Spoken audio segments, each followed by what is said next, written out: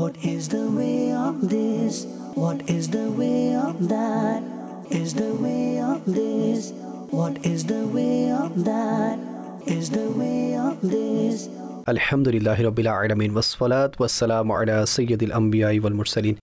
Amma ba'd, fa'udhu billahi minash shaitanir rajim. Bismillahir rahmanir rahim. Wassalatu wassalamu alayka ya Rasulallah wa ala alika wa ashabika ya Habiballah. Wassalatu wassalamu alayka ya Nabiyallah wa ala alika wa ashabika ya Nurallah.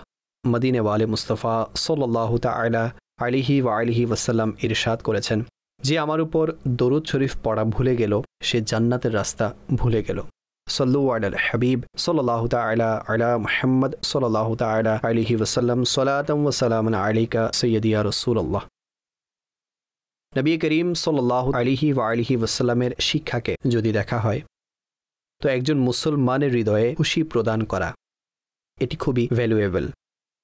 হযরত ফকি Abul lines সামারকান্দি রাহমাতুল্লাহি তাআলা আলাইহি তাম্বিহুল গাফিলিনের মধ্যে উল্লেখ করেছেন, সর্বোত্তম ফজিলতপূর্ণ কাজসমূহের মধ্যে একটি সর্বোত্তম কাজ হচ্ছে, একটি সর্বোত্তম আমল হচ্ছে মুসলমানের হৃদয়ে খুশি প্রদান করা। আজ আমরা প্রোগ্রামের মধ্যে যেসব বিষয় নিয়ে কথা বলবো তার মধ্যে একটি বিষয় এও আছে খুশি থাকার পদ্ধতি। সবাই খুশি থাকতে চায়, দুঃখে কোনো ব্যক্তিই থাকতে চায় না, কিন্তু নিগরানে সূরা নিকট আজ আমরা এ ব্যাপারেও কথা বলবো যে এমন কোনো দুঃখও আছে কি যা জীবনে থাকা উচিত। সাধারণত মানুষ এটাই ভাবে আমাদের জীবনে খুশির জোয়ার থাকা উচিত, দুঃখের স্রোত থাকা উচিত নয়। কিন্তু এটি আমরা নিগরানে সূরার কাছ থেকে জানব দুঃখ কি জীবনে থাকা উচিত নাকি নয়, এই একটি বিষয়। দ্বিতীয়, আমরা কোন পদ্ধতিতে খুশিতে থাকতে পারি এ ব্যাপারে কথা বলবো। তৃতীয়, কিংবা নিগরানে সূরার সাথে আমরা ইনশাআল্লাহুল করিম কথা বলবো যে আমরা কিভাবে মুসলমানদের হৃদয়ে খুশি প্রদান করতে পারি। দর্শক, বোঝার জন্য একটি ঘটনা বর্ণনা করছি। এক ব্যক্তি নদীর পাশে বসা ছিল এবং তার বন্ধু পাশ দিয়ে অতিক্রম করছিল। সে দেখল ফ্রেন্ড সে নদীর পাড়ে বসে আছে। সে তাকে জিজ্ঞেস করল, নদীর পাশে বসে আছেন কেন? লোকটি বলল, হ্যাঁ ভাই, সুখ বিদায় নিয়েছে, ঘরে স্ত্রী সন্তানদের চেঁচামেচি, ঘুমও পরিপূর্ণ হচ্ছে না, এখন আমি মানসিক চাপে ভুগছি। আর যখনই আমি অনেক পেরেশানিতে থাকি তখন আমি এখানে এসে নদীর পাড়ে বসে থাকি। এর মাধ্যমে আমি প্রশান্তি পাই এবং আমি আরও প্রশান্তির খোঁজে আছি। কিছু এমন আছে যা আমার বুঝে আসছে না। মাদানী চ্যানেলের দর্শক, তার ফ্রেন্ড বলল, পাশের গ্রামেই একজন হেকিম সাহেব আছেন, খুব বিদ্বান ব্যক্তি, আপনি যান তার কাছে গিয়ে আপনি পরামর্শ নিন, তিনি আপনাকে কোনো ট্রিটমেন্ট বলবেন, কোনো সমাধান বলে দিবেন যা আপনার জন্য উপকারী সাব্যস্ত হবে। তিনি যা বলবেন তা অবশ্যই করবেন। সে বলল, ঠিক আছে। সুতরাং সে হেকিম সাহেবের কাছে গেল। হেকিম সাহেব বলল, ভাই একটি কাজ করুন, একটি মোরগ ঘরে নিয়ে আসুন। সে মনে মনে বলল, আমি তো এমনিতেই আওয়াজের কারণে বিরক্ত, আবার মোরগ নিয়ে আসুন। সে একটি মোরগ কিনে ঘরে নিয়ে এলো। ঘরে মোরগ আনার ফলে বাচ্চাদের জন্য তো ঈদ এসে গেল। আগে বাচ্চাদের শোরগোল ছিল, এখন বাচ্চাদের চেঁচামেচিও আছে, মোরগের আওয়াজও আছে। যাই হোক, সে 3 দিন কাটালো অশান্তির ভেতর। অতঃপর চলে গেল হাকিম সাহেবের কাছে এবং গিয়ে জানালো সকল পরিস্থিতি সম্পর্কে। বলল, আমি তো আপনার কাছে প্রশান্তির খোঁজে এসেছিলাম, আপনি তো আমাকে আরো বেশি অশান্তির মধ্যে ফেলে দিলেন। মাদানী চ্যানেলের দর্শক, হেকিম সাহেব বললেন, আচ্ছা ভাই, একটি কাজ করুন, আপনি একটি কুকুর কিনে আনুন, 3 দিন পর আসবেন। তার মন চাইল কিছু একটা বলি, আপনি আমাকে এসব কি পরামর্শ দিচ্ছেন? আমি তো আগ থেকেই আওয়াজের কারণে বিরক্ত, প্রশান্তি খুঁজছি। যাই হোক, ঘরে নিয়ে গেল। এখন কুকুরও ঘেউ ঘেউ করতে আরম্ভ করলো। আগে বাচ্চাদের চেঁচামেচি ছিল, এরপর এখন ঘরে কুকুরেরও আওয়াজ, সেটা ঘরের বাহিরেই বাধা ছিল। সে নিজের মতোই ঘেউ ঘেউ করছিল। 3 দিন পর হেকিম সাহেবের কাছে গেল। হেকিম সাহেব বলল, ভাই একটি কাজ করুন, গাধাও কিনে আনুন একটি। তো বেচারা কি আর করবে, একটি গাধা কিনে আনলো। এখন বাচ্চাদের আওয়াজ, মোরগের আওয়াজ, কুকুরের আওয়াজ, সাথে সাথে গাধারও আওয়াজ আসছে। সব আওয়াজ একত্রিত হলো। এলাকার মানুষ বলল, এ কি বানিয়েছেন আপনি? চিড়িয়াখানা বানিয়ে ফেলেছেন, এত কিছু এনে রেখেছেন, আমাদের শান্তি বরবাদ করছেন। সে আরো পেরেশান হয়ে গেল। হেকিম সাহেবের কাছে এলো। সে বলল, হেকিম সাহেব, আপনার কাছে সমাধানের জন্য এসেছিলাম, আপনি আমাকে আরো ফাঁসিয়ে দিয়েছেন। হেকিম সাহেব বলল, গাধাকে বের করে দাও। গাধাকে বের করলো, অর্ধেক দামে বেচে দিল। অতঃপর লোকটি পরদিন হেকিম সাহেবের কাছে গেল। তিনি বললেন, আচ্ছা এখন এক কাজ করো, কুকুরকেও বিদায় দাও। তখন কুকুরকে কি করলো, তাকে ছেড়ে দিল। পরের দিন আবার এলো, হেকিম বললেন মোরগকে বের করে দাও। মোরগকেও বের করে দিল। যেভাবে যেভাবে সে জিনিসগুলো মাইনাস করে গেল, সেভাবে তার কাছে প্রশান্তি ফিরতে লাগলো। তারা তাকে যেই সাউন্ড ছিল যা বিরক্ত করত, যে আওয়াজ তাকে পেরেশান করত, তা কমে গেল। তৃতীয় দিন হেকিম সাহেবের কাছে গেল। তিনি বললেন, আচ্ছা এখন একটি কাজ করুন, বাচ্চাদেরকে নানির বাড়ি পাঠিয়ে দাও, স্ত্রীকে মায়ের বাড়ি পাঠিয়ে দাও। তখন সে বলল, না হেকিম সাহেব, আমি বিষয়টি বুঝতে পেরেছি। তখন হেকিম সাহেব বললেন, প্রশান্তি মানুষের মাঝেই থাকে, আর মানুষ অনেক সময় খুঁজে বেড়াতে থাকে, আর কিছু জিনিস আল্লাহ তাআলার নিয়ামত হয়ে থাকে, কিন্তু বান্দা সেগুলোকে নিজের জন্য কষ্টকর মনে করে নিজেই নিজেকে অস্থির করে তোলে। সন্তান এটি আল্লাহ তাআলার একটি নিয়ামত। যদি এরা কখনো শোরগোল করে থাকে, এর ফলে মানুষ এক্সট্রা সেন্সিটিভ হওয়ার পরিবর্তে এবং অস্থির হওয়ার পরিবর্তে যদি পরিস্থিতিকে আমার মতে উত্তমভাবে হ্যান্ডেল করলে এই অশান্তি থেকে নিজেকে নিজে বাঁচাতে পারবে। খুশি থাকার পদ্ধতি প্রোগ্রাম, আমি ভাবলাম আজ এই সম্পর্কে কথা বলবো। কি বলেন আপনি? আলহামদুলিল্লাহি রাব্বিল আলামিন ওয়াসসালাতু ওয়াসসালামু আলা খাতামিন নবিয়্যিন। আপনি বলেছিলেন খুশি থাকার পদ্ধতি, গাদাও রাখো, কুকুরও আনো, মোরগও নিয়ে আসো। এটি তো খুশি থাকার পদ্ধতি নয়। অতঃপর ধীরে ধীরে সেগুলো বের করো, তখন বুঝতে পারবে খুশি থাকার পদ্ধতি কেমন হয়।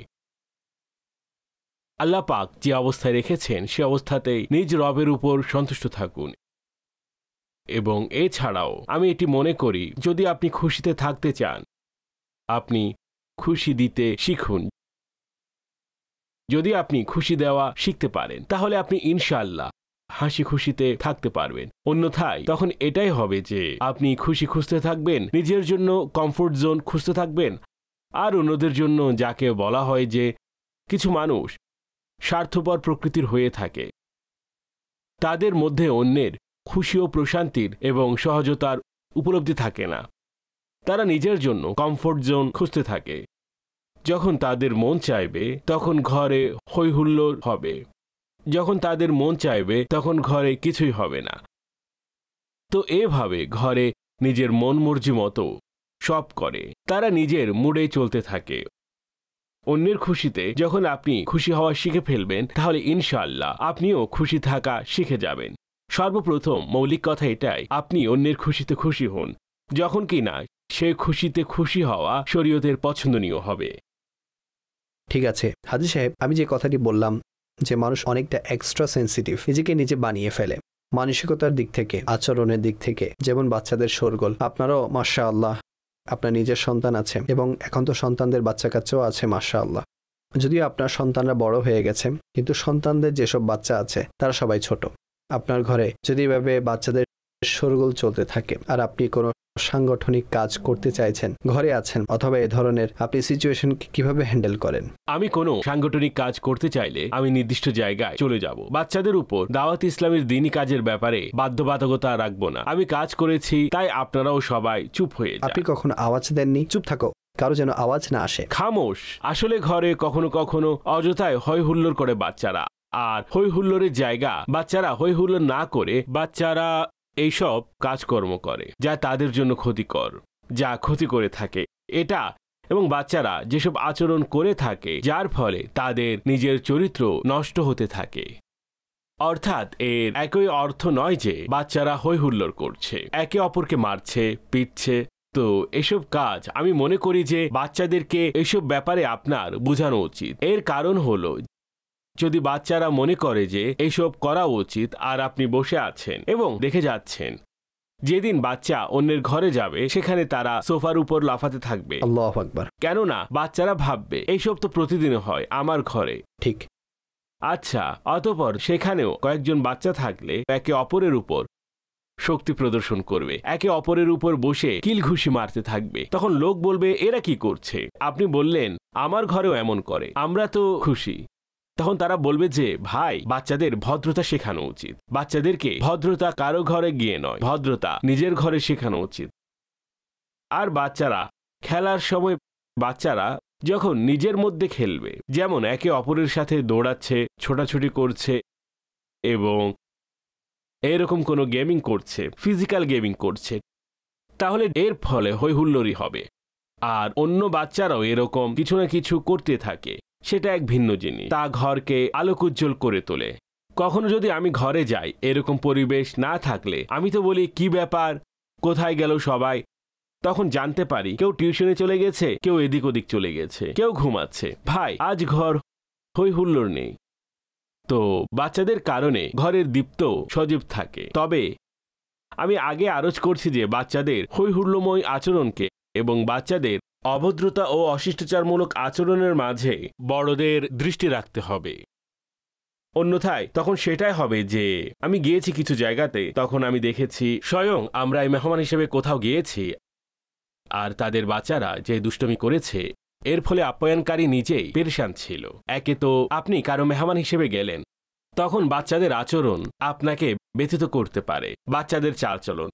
অথবা আপনার ঘরে কেউ মেহমান হিসেবে এলো, আপনার ঘরে মেহমান হিসেবে এলো আর আপনি এখন বাচ্চাদেরকে রুমে বন্ধ করে রেখেছেন, রুম থেকে কেউ বাহিরে বের হবে না, অন্যথায় মেহমানের সামনে আমাদেরকে অপমানিত করবে। তো আপনার এরকম কেন মনে হলো বাচ্চা আপনাকে অপমান করবে? কেননা বাচ্চারা আসবে এবং তারা ওইসব কাজ করবে। দেখুন, বাচ্চারা আসা, মেহমানের সাথে ঘনিষ্ঠ হওয়া, তাদেরকে সালাম দেওয়া, তাদের সাথে বসা, এইসব করা এবং নর্মালি যেগুলো শিশুসুলভ আচরণ সেগুলো করলে কেউ বিরক্ত বোধ করে না। কিন্তু আপনি এটি নোট করে নিন, যখন বাচ্চার মাঝে কিছু ম্যানার্স এবং এই জাতীয় বিষয়গুলো থাকে তখন আপনি কোথাও যান অথবা আপনার কাছে কেউ আসুক, আপনাকে অন্তত মেহমান এটি অবশ্যই বলে থাকে মাশাআল্লাহ আপনার বাচ্চা খুবই নম্র ভদ্র। এটি শুনে আপনার বুক ফুলে যায়। আচ্ছা, অনেক সময় বাচ্চারা এমন কাজ করে, আরে বাহ, যাই বলুন, আপনার বাচ্চা অনেক বেশি দুষ্টু, সে অনেক বেশি দুষ্টুমি করে, শয়তান বলে, এটাও তো বলা উচিত নয়। আপনার বাচ্চা অনেক বেশি দুষ্টু, কাবুতে আসছে না, দেখুন না এদিক ওদিক লাফালাফি করছে। আচ্ছা, তিনি যদিও হেসে হেসে বলছেন আপনার হাসি আসছে না, আপনি উনাকে কি আর বলবেন? এসব বিষয়গুলো বুঝতে হবে। তাই ঘরের সৌন্দর্য, বাচ্চাদের হই হুল্লোড়, বাচ্চাদের যেসব আচরণ আছে মাশাআল্লাহ তা সুন্দর, তবে বাচ্চাদেরকে ভদ্রতা, ম্যানার্স, শিষ্টাচারিতা এসব শিখানো নিজের ঘরে জরুরি, যাতে করে বাহিরের অবস্থাও আপনার কন্ট্রোলে থাকে। কোন বয়সে আপনার মনে হয় যে বাচ্চারা শেখার কন্ডিশনে থাকে? আমার মতে 3.5-4 বছর পর বাচ্চা উপযোগী হয়, বরং কিছুটা বুঝেও। আসলে এটিও বাচ্চা ভেদে ডিপেন্ড করে। কিছু বাচ্চা অনেকটা অ্যাডভান্স হয়ে থাকে, কিছু বাচ্চা অনেক পরে গিয়ে বুঝতে শিখে। আমি আমির আহলে সুন্নতের কাছে দেখেছি, ফর এক্সাম্পল, যে কিছু বাচ্চা উপস্থিত হলো ওনার কাছে, তারা সেসব আচরণ করে, বাবা তাদের আচরণের ব্যাপারেও বুঝতেন। অনেকে এসে অভিযোগ করতেন, আমির আহলে সুন্নাত বলতেন অভিযোগ নয়, কেউ এসে নিন্দা করলে নিন্দা নয়, অর্থাৎ অভিযোগ না করার ব্যাপারে, নিন্দা না করার ব্যাপারে আমির আহলে সুন্নাত সুন্দরভাবে ছোট ছোট বাচ্চাদেরকেও শিক্ষা প্রদান করতেন। বাহ, মারহাবা। বাচ্চাদের প্রশিক্ষণ আপনার কি মনে হয় মারধর করে হতে পারে? বাচ্চাদেরকে মারধর করে শেখানো যেতে পারে? না, বাচ্চাদের উপর মারধর কিংবা এ জাতীয় আচরণ তো আমার মনে হয় না এর খুব বেশি প্রয়োজন আছে। কেননা আপনার কি মনে হয় না এটি ওয়ান টাইম ইনভেস্টমেন্ট? একবার মার খেলে পরবর্তীতে বাচ্চারা সতর্ক থাকবে, আমি আবার মার খাবো। দেখুন, 2-1 কঠোরতা, মারধর তো ঠিক আছে, কঠোরতার যে ব্যাপার আছে এটিকে এভাবে বুঝুন যে ডেকে এনে 2-1 এমন কঠোর শাস্তি প্রদান করা উচিত যা জুলুম ও বাড়াবাড়ি এবং শরীয়তের খেলাফ হবে না। আর সেটা খুব ভেবেচিন্তে দেওয়া উচিত যেন এরপরে বাচ্চা দুষ্টমি না করে। বাচ্চার উপর কঠিন প্রহারের তো অনুমতি নেই। না, অনুমতি নেই। আর এটিও খুব রেয়ার কেসের ক্ষেত্রে আমি বলছি সেটা তাকে এমনভাবে বুঝিয়ে করা উচিত পরবর্তীতে সে যেন না করে। বেশি মারার ফলে সেটাই হবে, যেমনটি আগে বলেছিলাম, এত ভয় দেখাবেন না যে ভয়ই চলে যাবে। এর ফলাফল কি হবে? কি হবে? মার খাবে তো খেয়ে নিবে। কি হবে? ধমকি খাবে তো খেয়ে নিব। তখন বাচ্চা ধমক কিংবা মারধরকে গুরুত্ব দেয় না, একদম এর কোনো গুরুত্বই থাকে না। তাহলে কি হবে? এমনটি হবে। ঠিক আছে হাজী সাহেব, আমি আরো একটি কথা বলতে চাইছি, এই বিষয়টিও আপনি আলোচনা করুন। আমরা অনেক সময় অন্যদের বাচ্চার উপর অভিযোগ লাগানোর জন্য আমরা খুব দ্রুত প্রস্তুত হয়ে যাই। আমরা আমার নিজের বাচ্চা যা করছে সেটা ভিন্ন বিষয়, অন্যের বাচ্চার উপর আমরা খুব লেভেলাইজ করে থাকি। যেমন আপনি তো বললেন শয়তান বলা উচিত নয়, আচ্ছা দুষ্টু বলতে পারেন, অনেক দুষ্টু, অথবা আপনার বাচ্চা তো প্রচুর দুষ্টুমি করে, সে তো সবকিছু ছাড়খাড় করে ফেলছে, অথচ নিজের বাচ্চা কিছু করলে কি করব, বাচ্চা মানুষ, বাচ্চারা তো একটু দুষ্টুমি করেই, এই ব্যাপারে কিছু ইরশাদ করুন। এবং এর সাথে সাথেই প্যারালার বিষয় আছে বোঝানোর ব্যাপারেও এবং আদব শেখানোর ব্যাপারেও। নিজের বাচ্চাকে মানুষ বলবে সে বাচ্চা, আর যদি অন্য কারো বাচ্চা হয় তখন তাকে ধরে দু একটা লাগিয়ে দেয়, তার কান মুছড়ে দেয়, সেই বাচ্চাকে দু একটা কথা শোনাবে, তার মা বাপকে দু এক কথা শুনিয়ে দেয়। এ সম্পর্কে কি বলবেন আপনি? দেখুন, বাচ্চাদের ব্যাপারে যদি আপনি মা বাবাকে কিছু বলতেও চান, এতটুকু অবশ্যই মনে রাখবেন যে বাচ্চাদের সাথে মা বাবার খুব ভালো একটি অ্যাটাচমেন্ট থাকে। এটিকে এভাবে বলতে পারেন যে অনেক মহাব্বত থাকে বাচ্চার প্রতি। সকল মা বাবা তার সন্তানের প্রতি মহাব্বত থাকে, তাই বাচ্চাকে মা বাবা অনেক কিছু বলে ফেলবেন, তবে অন্য কেউ বললে সহ্য করবেন না। এই ক্ষেত্রে আমি এটি মনে করি যে যদি আপনি কোনো বাচ্চার সংশোধনের কথাও বলতে চান মা বাবাকে, অথবা কোনো ফ্যামিলি মেম্বারের সাথে কথা বলতে চান, তাহলে খুবই মাধুর্যতা মিশিয়ে কথা বলা উচিত, অতটা কঠোর ভাষায় করা উচিত নয়। এবং এই ক্ষেত্রে মানুষের সাথে শিষ্টাচারমূলক আচরণ করা উচিত। সুযোগ পেলে এরকম বলা যাবে না বাচ্চার আচরণ তো খারাপ, আপনার আচরণ কখন ভালো ছিল। তো উত্তম এবং জ্ঞানী ব্যক্তি কথাকে খুবই মাধুর্যতার সাথে এবং খুবই সাবধানতার সাথে বলে থাকেন, যাতে করে মানুষ মনে কষ্ট না পান। কেননা এর পদ্ধতি সাধারণত এরকম হয়, বাচ্চাদের মধ্যে কিছু গুণাবলীও বিদ্যমান থাকে। প্রথমে 2-3টি গুণাবলী উল্লেখ করা উচিত। গুণাবলী উল্লেখ করার পাশাপাশি এরপর যদি কথা বলা হয়, তাহলে আমার মতে এটি অধিক উপযুক্ত। তাও খুব রিয়ার কেসের মধ্যে। এটা অবশ্যই দেখবেন যে বাচ্চারা এটা তো করবেই, এতটুকু তো আমাদের জানা থাকা উচিত। বাচ্চারা একটু দুষ্টামি তো করবেই, না করলে আপনি নিজেই বলবেন বাচ্চা নীরব নিস্তব্ধ হয়ে বসে আছে, কিছুই করে না, তখন তার জন্য ঝাড়ফুঁক তাবিজ নেয়ার ব্যবস্থা করে, কেননা বাচ্চা কিছুই করে না। তো প্রতিটি বাচ্চার একটি রেগুলার স্বভাব তো থাকেই, বাচ্চা এতটুকু দুষ্টুমি তো করবেই, তার এই বিষয়ে শিষ্টাচারিতা আছে, এই বিষয়ে শিষ্টাচারিতা নেই। কিন্তু যখন অনেক বেশি দুষ্টুমি করবে, তো কিছু বিষয় এমন থাকে যা অ্যাফোর্ডেবল হয়, ইগনোরেবল হয়, সেটাকে সেভাবে নিয়ে চলতে হবে। অতঃপর একটি স্টেজ আসে, সে বাচ্চা বাস্তবেই বলতে পারেন যে আউট অফ কন্ট্রোল হয়ে যায়, তখন তাকে বোঝানো এবং প্রশিক্ষণ দেওয়ার পদ্ধতি ভিন্ন হয়ে থাকে, অথবা তার বাবা কিংবা মায়ের কাছে কথা পৌঁছানোর পন্থা ভিন্ন হয়ে থাকে। অনেক সময় বাচ্চা নিজে খারাপ হয় না, খারাপ সংস্পর্শ বাচ্চা লাভ করে থাকে, বাহিরের আচরণ সে ঘরে নিয়ে আসে, তখন মা বাবা পেরেশান হয়ে যায়। ঠিক বলেছেন। নিগরানের সুরার একটি কথা বলছি মাদানী চ্যানেলের দর্শক আপনাদের। আমরা নিগরানের সুরার সাথে একটি পরামর্শ সবাই উপস্থিত ছিলাম, কিছু ইসলামী ভাই ছিলেন, প্রোগ্রাম রশনির ব্যাপারে আমরা পরামর্শ করছিলাম। তখন নিগরানের সুরাত সেখানে একটি কথা বলেন, আমি এটা চাইছি যে আমরা এমন কিছু অ্যাক্টিভিটি মা বাবাকে শেখাবো যেসব অ্যাক্টিভিটির মাধ্যমে মা বাবা এবং বাচ্চারা পরস্পরের সাথে অ্যাটাচ হবে। আচ্ছা, অতঃপর অনেকগুলো বিষয় পরামর্শের সময় অনেক ইসলামী ভাই নিজ নিজ দৃষ্টিকোণ থেকে পরামর্শ রাখেন। যারাই সেখানে উপস্থিত ছিলেন সবাই নিজ নিজ দৃষ্টিকোণ থেকে কথা বলেন, এবং নিগরানের সুরাকে বলা হলো যে এটাও করা যেতে পারে, এটাও করা যেতে পারে। তখন সে সম্পর্কে নিগরানের সুরা বলেন যে এসব কাজ আপনারা স্টুডিওতে করতে পারবেন, কিন্তু এগুলো ঘরে প্যারেন্টস তাদের বাচ্চাদের সাথে সেম জিনিস অ্যাপ্লাই করতে পারবে, এটি নাও হতে পারে। তো এটি কি ছিল, আর আপনি কেন এমন অ্যাক্টিভিটি নিয়ে আসতে চাচ্ছিলেন এটিও বলুন আপনি। আর আপনার কি মনে হয় যে প্যারেন্টসদের তাদের সন্তানদের সাথে কিরূপ অ্যাটাচমেন্ট হওয়া উচিত যা এখন বিদ্যমান নেই? গতকালও হাসান রেজা আছে না, যে আমির আলী সুন্নতের সাথে থাকে, ছোট বাচ্চাটি, কালও সে আমাকে বলেছিল আপনি ওটা কখন করবেন, এই ফলের খেলাটি আর ওই সবজির খেলাটি। মারহাবা। অর্থাৎ এখনো পর্যন্ত সেটার মধ্যে তার আগ্রহ আছে। আমরা চেষ্টা করেছিলাম যে আপনার নিকট বাচ্চাদের সাথে এমন অ্যাক্টিভিটি আমরা আপনাদের সাথে শেয়ার করব, যে অ্যাক্টিভিটির জন্য আপনার ঘরেও জিনিস অ্যাভেলেবেল থাকবে এবং বাচ্চা আপনার সাথে আগ্রহের সাথে বসবে। আপনারা যারা এখন আমাদের এই প্রোগ্রাম দেখছেন, আমি আপনাদের কাছে একটি প্রশ্ন করছি, আপনারা আপনাদের বাচ্চাদের ব্যাপারে আপনাদের দুশ্চিন্তা আছে। প্রায় সারা দুনিয়ার মা বাবাই বাচ্চাদের ব্যাপারে দুশ্চিন্তা থাকেন, যে বাচ্চা মোবাইলে জড়িয়ে গেছে, এখানে চলে গেছে, ওইখানে চলে গেছে, আমাদের সময় দেয় না। আমি এটি আপনাকে জিজ্ঞাসা করব, আপনি বাচ্চার কাছ থেকে মোবাইল নিয়ে নিলেন, এরপর বাচ্চা কি করবে আপনারা কি মনে করেন? বাচ্চা এমনি বসে থাকবে? বসে যাও। কতক্ষণ বসে থাকবে? 10 মিনিট, 15 মিনিট, এরপর লাফ দিয়ে অন্য কিছুতে ব্যস্ত হবে অথবা কোথাও গিয়ে ঘুমিয়ে পড়বে। তখন আপনারা বলবেন এখনই ঘুমিয়ে গেছে, আমরা কিভাবে ঘুমাবো যখন সে ঘুম থেকে উঠবে, রাইট? এটি আপনাদের সমস্যা। এখন আপনি বললেন আমি বাচ্চাদের সাথে সময়ও কাটাবো না এবং বাচ্চার সময়ও কেটে যাবে, বাচ্চা সেটাও না করুক। আমি যা বলছি এই সমস্ত বিষয় বাচ্চার জন্য তো পসিবল না। তাই আমরা চেষ্টা করছি, যেমন ফর এক্সাম্পল, যেন আপনারা, যেহেতু তখন আপনারা সেই প্রোগ্রামে ছিলেন নাকি ছিলেন না, আপনারা দেখেছেন নাকি দেখেননি, তাই আপনাদের সাথে শেয়ার করছি। উদাহরণস্বরূপ, ঘরের মধ্যে আপনি একটি ঝুড়িতে লুকিয়ে আপনি লেবু নিয়ে নিন। এর মধ্যে আপনি ফল ফ্রুটের কয়েকটি আইটেম নিন, গাজর নিন, এই ধরনের কয়েকটি সবজি নিন, ক্ষীরা নিন, এইসব নিয়ে নিন।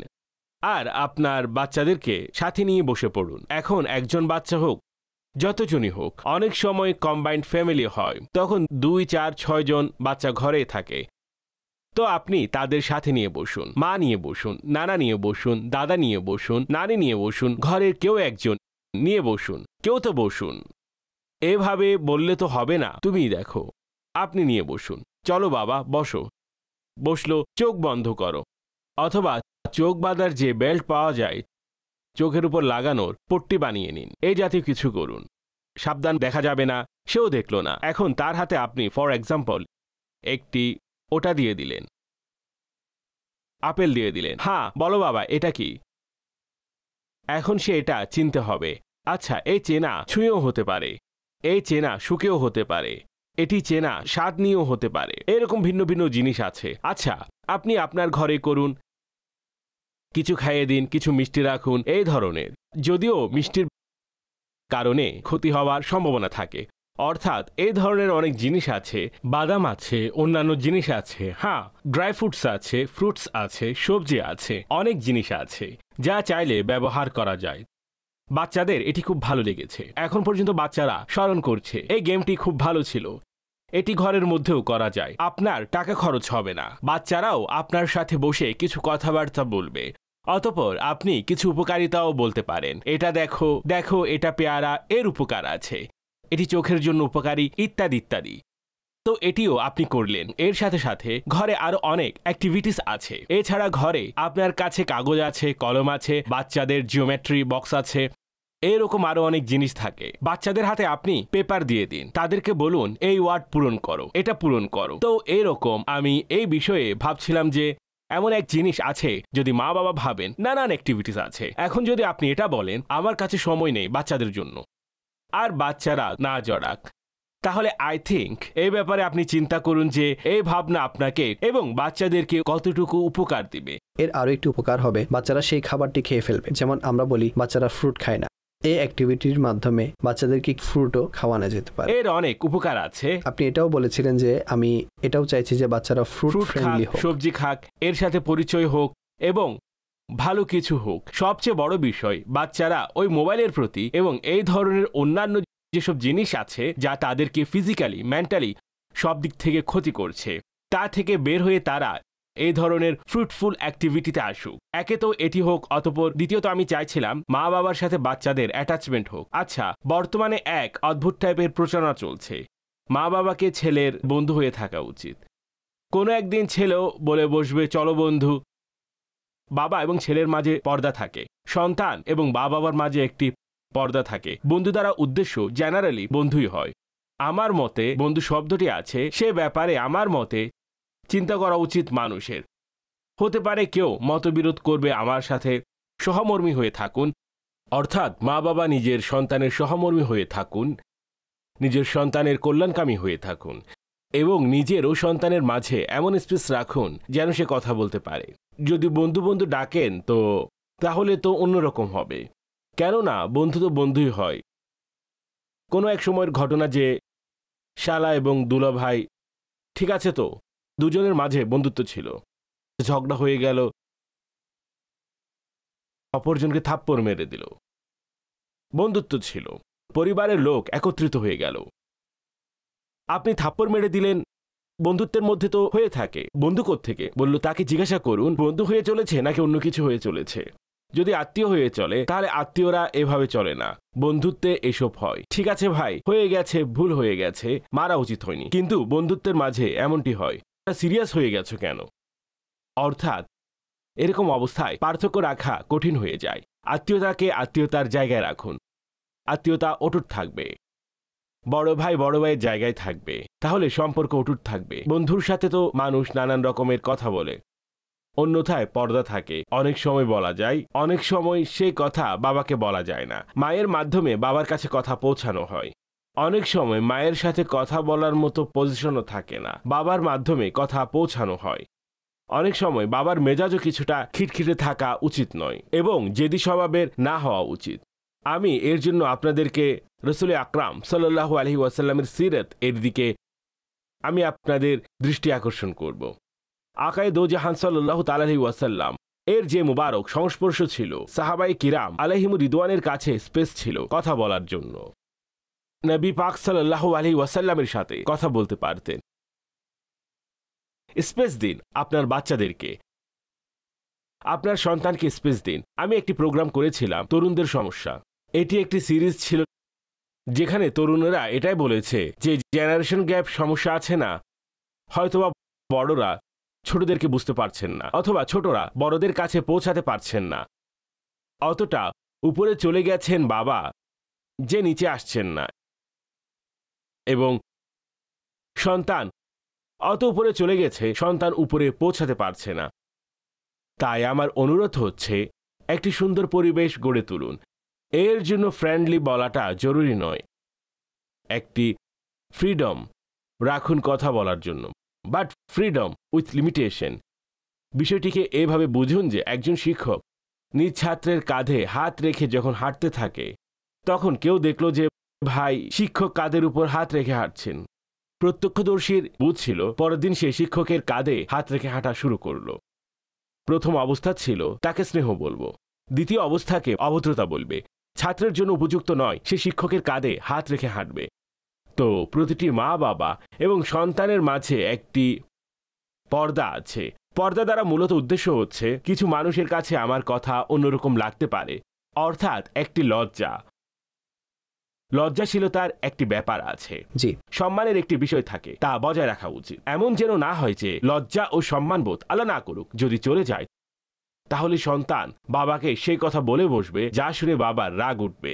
আমি তোর বাবা, তাকে মনে করাচ্ছেন আমি তোমার বাবা। তাকে ভুলতে দিয়েছিলেন কেন? ভুলতে না দিন।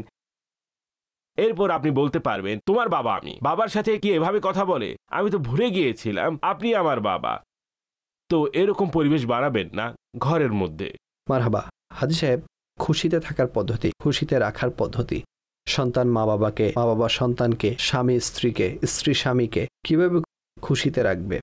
মেয়েদেরকে তো যেমন স্ত্রী আছে তাদেরকে খুশি রাখার একটি সহজ পদ্ধতি হলো শপিং করানো, কেনাকাটা। না না, এর সাথে একমত নই। সমাজে সব নারী এমন না। যদি আপনি আমার কাছে প্রশ্ন করেন যে খুশিতে রাখার পদ্ধতি, যদি আমি এটি এক ওয়ার্ডে উত্তর দেই, তাহলে আমি তাকে মুসলমানের সম্মান শব্দ বলবো। বিষয়টি এমন, একজন নির্বোধ প্রকৃতির মানুষই হবে যে সম্মান পছন্দ করে না। স্বামীকে স্ত্রী হাজারো পদের রান্না করে খাওয়া, যদি সে সম্মান না রাখে তাহলে স্বামী তার ওই রান্নার প্রতি কোনো আগ্রহ রাখে না। স্ত্রীকে তার স্বামী লাখ টাকা শপিং করিয়ে দিক এবং শপিং করানোর সময় তাকে লাঞ্ছিত করতে থাকে, অপমান করতে থাকে, ওই শপিংয়ে কি তার আগ্রহ থাকবে? ভাই অন্তত খাওয়ানো পরানো দেখভাল তো করে, হয়তো দু একবার অপমান করে থাকে সবার সামনে। আল্লাহু আকবার। এখন আপনিই বলুন, এটি উচিত না? আমি ভালো মনে করি না। একইভাবে বলতে পারেন, যদি সন্তান জানে যে আমাদের মা বাবা আমাদের স্নেহ করেন এবং আমাদের অপমান করেন না, সন্তান মা বাবার সাথে ভালো আচরণ করে, সম্মান করে, তো এটি অনেক বড় খুশির মাধ্যম। যদি আমাদের সকল দর্শক শ্রোতা আজ এই সিদ্ধান্ত নেন যে আমরা সম্মান করব, শেষ, এটাই খুশি রাখা। আপনি সে বাক্যই বলবেন না। যেমন অনেক সময়, যেমন ধরুন কাজের বুয়া আছে না, কাজের বুয়া যিনি কাজ করেন, যদি কাজের বুয়াকে আপনি দুই একবার মানুষের সামনে ধমক দেন, তখন ওই অবস্থাতে তার মুড খারাপ হয়ে যাবে। খুশি কোত্থেকে হবে? আপনি দেখবেন মুড খারাপ হয়ে যায় মানুষের যখনই আপনি মানুষের সামনে ঝাড়ি দেন, ধমক দেন। উদাহরণস্বরূপ স্বামী এখন টেবিলে বসে আছেন, স্ত্রী খাবার রাখলো, বাচ্চারাও আছে, বাচ্চাদের মা হবে, তার স্ত্রী হবে, খাবার রাখলো। এখন স্বামী খেতে খেতে কি রেঁধেছ এগুলো? তুমি আজ পর্যন্ত রাঁধতে শিখলে না। এখন বলুন যে সে কি খুশি হবে কিচেনে? আজ তো আমার স্বামী অসাধারণ করেছে, আমাকে কত পুরস্কার দ্বারা ধন্য করেছে। আচ্ছা, বাচ্চাদের মনের অবস্থা কি হবে? সবার মুড খারাপ হবে। কে খুশি হবে এটি বলার কারণে? ঠিক তো, এভাবে যদি দেখেন, বউ শাশুড়ির ব্যাপার আছে, স্বামী স্ত্রীর ব্যাপার আছে, সন্তান এবং মায়ের বিষয় আছে। বাবা দেখছে যে ছেলে বন্ধুদের সাথে বসে আছে সবার সামনে, তোকে কতবার ডাক দিয়েছি বেয়াদব, চলে আয় ওখান থেকে, বেয়াদব ছেলে কোথাকার। এইভাবে যিনি নিয়ে আসবেন, তখন ওই ব্যক্তির ইম্পর্টেন্স না সন্তানের কাছে থাকবে, না তার বন্ধুদের মাঝে থাকবে। ভাই, আব্বু একটু এদিকে আসো, সাবাস, ডাকবেনই তো। বাবা আসো, সাবাস, ভালো আছো? তোমরা সবাই ভালো আছো? মাশাআল্লাহ। এটিও তো একটি পদ্ধতি। ঠিক বলেছেন। ছেলেকে ডেকে এখন ভেতরে নিয়ে যান, নিজের ঘরে, অন্য কোথাও নিয়ে যান। আচ্ছা, এখন তাকে যেভাবে বোঝাতে চান তাহলে ঠিক আছে, যদি কঠোরতা দেখাতে হয়, যদি খারাপ সংস্পর্শ থাকে, কিন্তু এভাবে সবার সামনে কেন? একইভাবে ঘরের ভেতরও কেউ কাউকে, না শাশুড়ি বউকে, না বউ শাশুড়িকে, না শ্বশুর তার পুত্রবধূকে, না বউ শ্বশুরকে, না কেউ, এমন নয়, না হওয়া উচিত। নিজেদের মাঝে দেবর ভাবি এই বিষয়গুলো, যেসব কম্বাইন্ড ফ্যামিলি আছে তার মধ্যেও, এবং ইন্ডিভিজুয়াল ফ্যামিলি তো হয়ে থাকে। এখন স্বামী ঘরে এসে স্ত্রীকে ধমকালো, স্ত্রী স্বামীকে ধমকালো, আর বলছেন খুশি থাকো।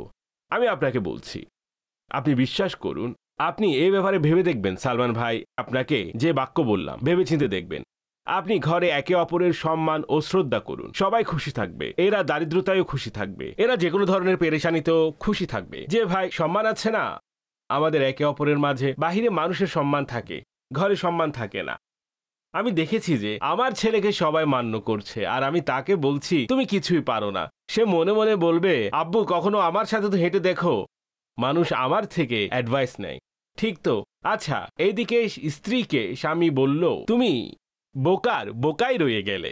সে বলবে, পাড়া প্রতিবেশী আমাকে জিজ্ঞেস করে তাদের সংসার চালায়, আমি বোকাই রয়ে গেলাম।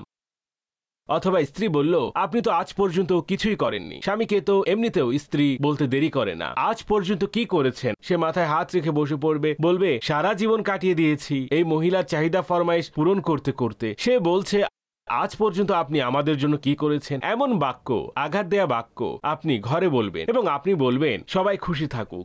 বোঝা যায় না যে কখন রেগে বসবেন আপনি, কখন বলা শুরু করবেন। যখন কথা বলবেন মুখ থেকে কাটা বের হবে, আঙ্গার বের হবে, নাকি ফুল বের হবে, নাকি সুবাস বের হবে, কিছুই জানা নেই। এমন ভয় ভীতিময় ঘরে আপনি খুশি খোঁজার জন্য যাচ্ছেন। আচ্ছা, অতঃপর সেই ঘর, যেসব ঘর আছে, সাধারণত সেসব ঘরের বাহিরে একটি বোর্ড লাগানো থাকে, তাতে লেখা থাকে হোম সুইট হোম। আল্লাহু আকবার। এই ব্যাপারটিও হাস্যকর। ঘরের ভেতরে মানুষজন একে অপরের সাথে সেট নয়, খুশি নয়, হুমকি ধামকি, এছাড়া মারপিট, ঝগড়া তো সব চলছে। বাহিরে বোর্ড লাগানো থাকে হোম সুইট হোম। অদ্ভুত, এই হোম সুইট হোম আছে না, বোর্ড লাগানোর কারণে তৈরি হয় না। হোম সুইট হোম, অভ্যন্তরের ঘরের ভেতর যখন আমাদের চরিত্র সুন্দর হবে, তখন হোম সুইট হোম গড়ে উঠবে। আল্লাহ এবং তার রাসূলের নাম নেওয়া হলে হোম সুইট হোম হয়ে ওঠে। একে অপরকে সম্মান করলে হোম সুইট হোম হয়ে ওঠে। বৃদ্ধ নানি, বৃদ্ধ দাদা, বৃদ্ধ দাদি, বৃদ্ধ নানাকে যেখানে সম্মান দেওয়া হয়, সেই হোম সুইট হোম হয়ে ওঠে। যেখানে মা বাবার এই ভয় থাকে না যে সন্তান আমাদের সাথে অভদ্রতা করবে, সে হোম সুইট হোম হয়ে থাকে। যেখানে স্ত্রীর এই ব্যাপারে নিশ্চয়তা থাকে যে স্বামী আমাকে নিরাশ করবে না, আমাকে অসম্মান করবে না, সেই হোম সুইট হোম হয়ে থাকে। যেখানে স্বামী জানে যে স্ত্রী আমাকে সম্মান করবে, শ্রদ্ধা করবে এবং আমার সাথে অভদ্রতা করবে না, সে হোম সুইট হোম হয়ে থাকে। যেখানে ভাই বোনকে, বোন ভাইকে সম্মান করে থাকে, যেখানে বউ শাশুড়ির মাঝে মহাব্বত, ভালোবাসা, একতা থাকে, যেখানে স্বামী স্ত্রীর মাঝে ভালোবাসা ও একতা থাকে, সেটাকে বলে হোম সুইট হোম। যেখানে কোরআন পড়া হয়, যেখানে গান বাজে, ফিল্ম চলে, নামাজ কাজা হয়, পুরো ঘর নামাজ কাজা করে বসে আছে, বোর্ড লাগানো আছে, হোম সুইট হোম। এটি কোথাকার হোম সুইট হোম? এরকম হোম সুইট হোম বোর্ডের কারণে কোনো হোম সুইট হোম হয়ে যায় নাকি? কখনো কখনো আপনিও ঘরের বাহিরের বোর্ড দেখে, এতে এত টাকা দিয়ে বোর্ড লাগিয়েছে, খুলবো কিভাবে? ভেতরে যেতে মন চাইছে না, বাহিরে বোর্ড লাগানো আছে হোম সুইট হোম, আর নিচে লেখা আছে ওয়েলকাম। এত বড় বোর্ড লাগানো আছে ওয়েলকাম অর্থাৎ স্বাগতম, আসুন। ভাই না ওয়েলকাম নিতে মন চাইছে, না হোম সুইট হোমে পড়ে ভেতরে যেতে মন চাইছে। আপনি আমাকে বলুন, এভাবে বোর্ড এবং লেখার কারণে ঘর সুখের হয় না, ঘর সচ্চরিত্র দ্বারা সুখের হয়। আল্লাহ করুন অন্তরে গেঁথে যাক আমার কথা। আল্লাহ না করুন এমন কোনো অবস্থা আমাদের ঘরে বিরাজমান করে যেমনটি আমি বর্ণনা করেছি। এটিকে ভালোভাবে শুনুন, নিজ মন মানসিকতা বানিয়ে নিন, মনে গেঁথে নিন যে ভাই ব্যাস খতম। এসব কিছুর পর যদি প্রশংসা করতে হয়, বুঝতে হয়, খাওয়ার ক্ষেত্রে, কাজের ক্ষেত্রে, ওঠার ক্ষেত্রে, বসার ক্ষেত্রে, যাওয়ার ক্ষেত্রে, আসার ক্ষেত্রে নানান সমস্যা হয় ভাই। মানুষের সংশোধনের প্রয়োজন তো থাকেই, আর বড়রাও সংশোধন করে থাকেন। তো সংশোধন করা নাম্বার 1 পদ্ধতি আমি গতকালও বলেছিলাম নম্রতা। নাম্বার 2 একাকিত্বে সংশোধন করুন। সবার মাঝে সংশোধন হয় না, সম্মানহানি হয়। আপনি তাকে সংশোধন করছেন না, অপমান করছেন। হয়তো মানুষের মাঝে এটি প্রকাশ করে যে আমি খুব ভালো বুঝতে পারি। না না, এমনটি করবেন না। এই বোঝানো ব্যক্তিকে যদি ছোট কেউ বোঝাতে শুরু করে সবার সামনে, তিনি বুঝে যাবেন যে ভাই একই হয়ে গেল। একদিন আমার কাছে পোস্ট এসেছিল, আমি পোস্ট পড়ছিলাম। পোস্টটি আমার খুব ভালো লেগেছে যে সহ্য করার অভ্যাস গড়ে তুলুন। কি লেখা আছে? সহ্য করার অভ্যাস গড়ে তুলুন। কে জানে আপনাকে কত লোক সহ্য করছে হয়তো। বুঝেছেন আপনি? তো এই বিষয়গুলো এমনই হয়ে থাকে। মারহাবা, খুব দারুণ হাজী সাহেব, খুব সুন্দর বিষয়বস্তু নিয়েছেন আপনি এবং খুবই দারুণ মুহূর্তে এই আলোচনা করলেন। মাশাআল্লাহ। মাহে রমজানুল মোবারক, এ সময় আপনি বললেন যে মুসলমানকে সম্মান দেওয়া উচিত। আমি মুসলমানের সম্মানকে অতটা ইম্পর্টেন্স দেই, আর আল্লাহ আমার পীরকে নিরাপদ রাখুন, তার সংস্পর্শের বরকত সব। ভয় লাগে, আমি আপনাকে সত্যি বলছি, ভয় লাগে অনেক। সব সময় সবার অনুকূলে অবস্থা থাকবে জরুরি নয়, কিন্তু জেনারেলি ভয় লাগে ভাই। এমন কোনো কথা কাউকে বলতে গিয়ে যেমন আল্লাহ না করুন বেরিয়ে গেছে। আমরা মানুষ, এখন বিশ্বাস করুন দুশ্চিন্তায় থাকি। ভাই এখন কি করব? এখন ক্ষমা চাইতে হবে। সে মনে কষ্ট পেয়েছে, বিশ্বাস করুন মাঝে মধ্যে এত বেশি উপলব্ধি হয়, কখনো কখনো প্রশান্তি চলে যায়। ভাই এখন কি করব? বেরিয়ে গেছে। আচ্ছা, এমনও হয়েছে যে ক্ষমা চাইলে বলে ভাই আমি তো জানি না, অনুভব হয়নি, তো সামটাইম তাদের ফিল হয় না। হতে পারে তারা সবচেয়ে বড় বড় কথা শুনেছেন, সেজন্য কানে নেয়নি। কিন্তু আমি দেখেছি আমির আহলে সুন্নাতকে সত্যি, এই জন্য তো তিনি রোল মডেল। ঠিক আছে, 4 জন ইসলাম ভাই দাঁড়িয়েছিলেন, একজনকে তিনি দৃষ্টি আকর্ষণ করলেন। কিছুক্ষণ পরে তিনি বলতে লাগলেন এভাবে, ঠিক এভাবে দাঁড়িয়ে গেলেন, আমি ক্ষমা চাইছি। সে হতবাক। প্রথমত বললেন সবার সামনে আপনাকে বলা উচিত হয়নি, আমরা সবাই তো একই। দ্বিতীয়ত বললেন এরকম নয়, এরকম নয়। অতঃপর উপহার দেন, এটাও দেন ওটাও দেন, সালামি দিলেন, এইসব নাও। আচ্ছা বলো যে আমি ক্ষমা করেছি, আর সে বলে যাচ্ছে আমি ক্ষমা করেছি। এরকম যদি আমি বলি যে অসংখ্য ঘটনা আমির আহলে সুন্নাতের এই ধরনের আছে। একবার আমরা নামাজের অপেক্ষায় ছিলাম, তো আমির আহলে সুন্নাত যেখানে ইকামত দিতেন সেখানে এসে এক ব্যক্তি নামাজের জন্য দাঁড়িয়ে গেলেন। তিনি ফার্স্ট টাইম এসেছিলেন। আমাদের কোনো এক ইসলামী ভাই, আমি ওই দিকে দাঁড়ানো ছিলাম, কোনো এক ইসলামী ভাই তার হাত ধরে তাকে পিছে নিয়ে গেলেন। বাপরে বাপ, আমির আহলে সুন্নাতের চেহারার যে অস্থিরতা আমি দেখেছি। তিনি বললেন আপনি কি করেছেন? এটা মসজিদ, কারো সম্পত্তি। তিনি তো দাঁড়িয়েছেন, আপনি তাকে সরিয়ে দিলেন। তার কাছে ক্ষমা, অতঃপর তাকে উপহার, অতঃপর ক্ষমা, আবার উপহার। 3 বার উপহার দেন তাকে। 4 বার ক্ষমা চেয়েছেন, তাকে আগের জায়গায় এনে দাঁড় করালেন। আমি এখান থেকে ইকামত দিয়ে দিতাম, তাকে সরানোর কি প্রয়োজন ছিল? এরকম ভাই আমি তো ওনার সাথে এমন অসংখ্য ঘটনা দেখেছি। ক্ষমা প্রার্থনার মানুষ লজ্জিত হয়ে যেত। যদি এটি ঘরের বড়দের মাঝে চলে আসে, অথবা ছোটরা আল্লাহ না করুন বড়দের সাথে বেয়াদবি করে এবং ক্ষমা প্রার্থনার অভ্যাস গড়ে ওঠে, আচ্ছা ক্ষমা কখন চাইবে? সবার সামনেই অন্তরকে ভেঙে টুকরো টুকরো করে দিয়েছে, ঠিক তো? অতঃপর উপলব্ধি হলো এখন ওই যে ঘরের অনেকের সামনে আপনি অপমান করেছেন, ক্ষমা গোপনভাবে চাইবে, মেসেজ করবে আপনাকে কিছু বলে ফেলেছিলাম, ক্ষমা করে দিবেন। ভাই এটা কোনো পন্থা হলো? যদি সবার সামনে অপমান করে থাকেন তাহলে সবার সামনে ক্ষমা চাইতে হবে। মারহাবা, সঠিক কথা বলেছেন। এর মানে হচ্ছে শপিং করানোর প্রয়োজন নেই, শুধু সম্মান দেওয়ার অভ্যাস থাকলে হলো। মুসলমানের সম্মান আগে, এটার প্রয়োজন আছে ওটার প্রয়োজন নেই, এই সম্পর্কে আমি এখনো কথা বলিনি। খুশি রাখার পদ্ধতি যেমনটি আপনি বলেছেন, তো যেমন এখন খাবার খেলো তখন প্রশংসা করে দিন, ঠিক তো? চা পান করেছেন, প্রশংসা করুন, যদি সুযোগ থাকে প্রশংসা করুন। সমস্যা কোথায়? এটি তো রমজান মাস, আরো বেশি সহজ হয় যখন সেহরি করছেন আপনারা। আমরা তো পুরুষ, আমরা ঘুম থেকে উঠলাম, আমাদের ঘরের নারীরা তো সেহরি তৈরি করে রাখে। মাশাআল্লাহ, আপনি অতুলনীয়। আপনি আগে উঠে যান এবং সেহরি প্রস্তুত করেন। আমাদের ঘুমানোর পর ঘুমান, উঠার আগেই উঠে যান। মাশাআল্লাহ, একে অপরের ব্যাপারে বলুন। এমন নয় যে পুরুষই প্রশংসা করবে। যখন তিনি প্রশংসা করবেন, মাশাআল্লাহ, আপনি তো এনেছেন সব বাজার। বাহ বাহ, হ্যাঁ, আল্লাহু আকবার। এই দুধ আপনি আনেন, পরিশ্রম করেন, এই রমজান মাসে রোজা রেখে কাজ করেন, উপার্জন করেন যেন ঘর চলতে পারে। একে অপরের সাথে যদি ডিসকাস করেন, আপনি বলেন যে আপনি কাউকে যদি আপনি আপনার সাথে অ্যাটাচ করতে চান, এটি আমি আপনাকে বলছি, কিতাবের কথাও, প্র্যাকটিক্যাল কথাও।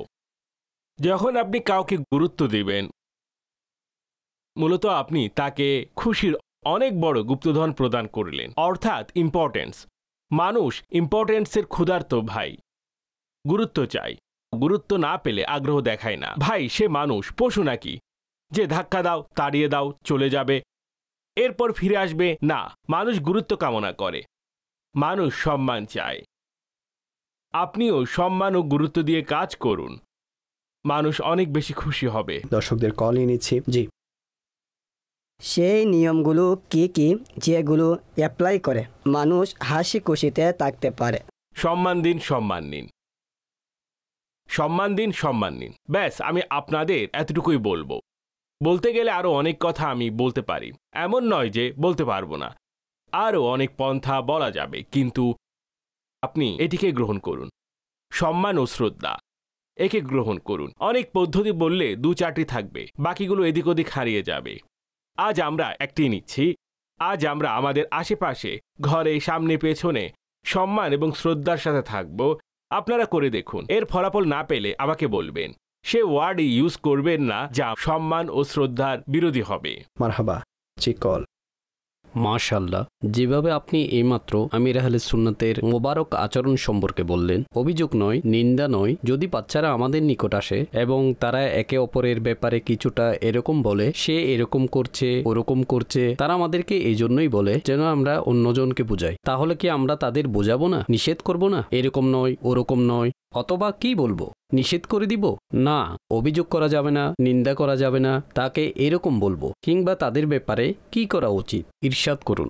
বাচ্চাদেরকে ওটাই শেখান, বাবা অভিযোগ করবে না, এটা না এই স্বভাব। বাচ্চাদের এই স্বভাব তৈরি করুন, অন্যথায় সে তো অভিযোগ করতে থাকবে। এরপর বেচারা অন্য কাজেও লিপ্ত হবে, অতঃপর গীবতে লিপ্ত হবে। যদিও নাবালেগ বাচ্চার ক্ষেত্রে গুনাহ লেখা হয় না, কিন্তু আলা হযরত বলেন, শৈশবে যেটা অভ্যাস হয়ে যায়, বড় হয়ে তা খুবই কষ্টে তা দূরীভূত হয়।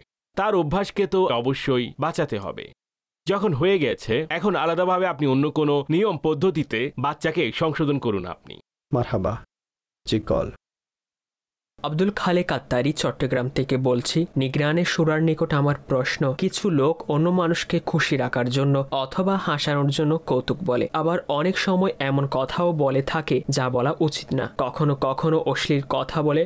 অন্যদিকে মানুষের অবস্থাও অদ্ভুত যে মানুষ তাদের সাথে বসতেও পছন্দ করে, তাদের কথা শুনতেও পছন্দ করে, আর তাদের ব্যাপারে এটাও বলতে শোনা যায় খুব প্রাণবন্ত স্বভাবের মানুষ, খুব মিশুক স্বভাবের মানুষ। এমন ব্যক্তিকে যিনি অন্যকে খুশি করার জন্য এ ধরনের খারাপ কথাবার্তা বলে, এমন মানুষকে কি প্রফুল্ল চিত্ত বলা যায়? এমন মানুষকে কি প্রাণবন্ধ হৃদয়ের অধিকারী বলা যায়?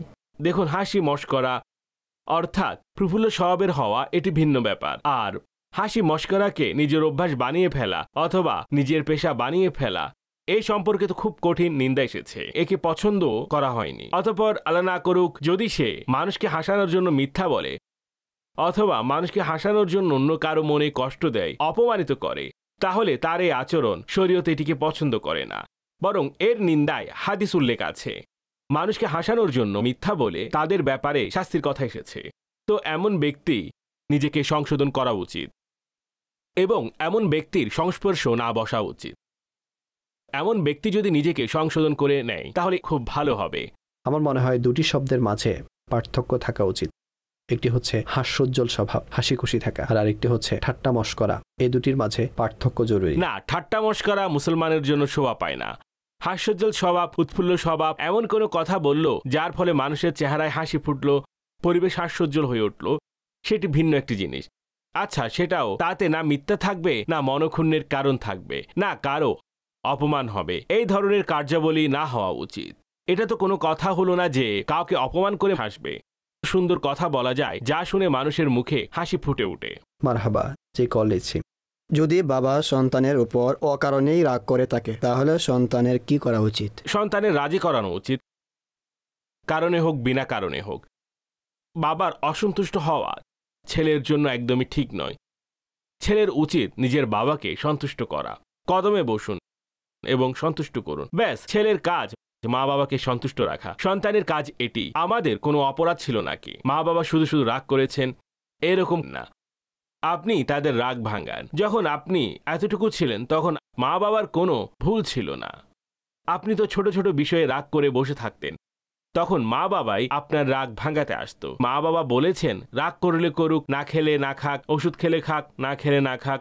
কখনো কি মা বাবা সন্তানের সাথে করেছে? কখনো করেনি ভাই। কিভাবে করবে? আপনি সন্তান হয়ে কারণে অকারণে কথা বলছেন। তবে বড়দের উচিত হচ্ছে রাগ করা এবং কথায় কথায় রাগ করার অভ্যাস না রাখা। তবে সন্তানের উচিত মা বাবাকে রাগ করতে না দেয়া। যদি রাগ করে রাগ ভাঙান, ব্যাস, আর কোনো অন্য কথা বলবেন না। জি কল। মোহাম্মদ আরফাত আত্তারি, মদিনাতুল আউলিয়া, চট্টগ্রাম থেকে বলছি। মাশাআল্লাহ, ওয়ে অফ প্রোগ্রামটি খুবই চমৎকার চলছে। নিগরানের সূরা, আপনার কাছে প্রশ্ন হচ্ছে যে মুসলমান ব্যক্তিটি গরিব, এমন মুসলমানকে কিভাবে খুশি করা যায়, এই ব্যাপারে নির্দেশনা প্রদান করুন। সহমর্মিতার সাথে খুশি বয়ে আনুন। কেউ অভাবগ্রস্ত, যদি আপনি তার অভাব পূর্ণ করেন তা খুশি বয়ে আনে। যদি আপনাকে আল্লাহ তাআলা সামর্থ্য দেন, আপনি কারো মৌলিক চাহিদা পূর্ণ করতে পারেন যা তাকে পেরেশানিতে রেখেছে, সে খুশি হবে, আপনাকে দোয়া দিবে। কিছু করতে না পারলে অন্তত সহমর্মিতা প্রকাশ করুন, দু একটি মিষ্টি কথা বলুন, তাকে মোরালি সাপোর্ট করুন। তখনও ইনশাআল্লাহ তাআলা সে খুশি হবে। আল্লাহ চান তো মুসলমানের অন্তরে খুশি প্রদান করা, অর্থাৎ ফরজের পর সবচেয়ে উত্তম ইবাদত মুসলমানের হৃদয়ে খুশি প্রদান করা। এটি মনে রাখবেন। সুবহানাল্লাহ। যদি কোনো মুসলমানের মনে খুশি প্রদান করে পবিত্র শরীয়তের দেখানো পদ্ধতি অনুযায়ী, তাহলে এটি কি হবে? এটি কবরের মধ্যেও প্রশান্তি দানকারী কাজের মধ্যে একটি কাজ। What is the way of this? What is the way of that? Is the way of this? What is the way of that? Is the way of this?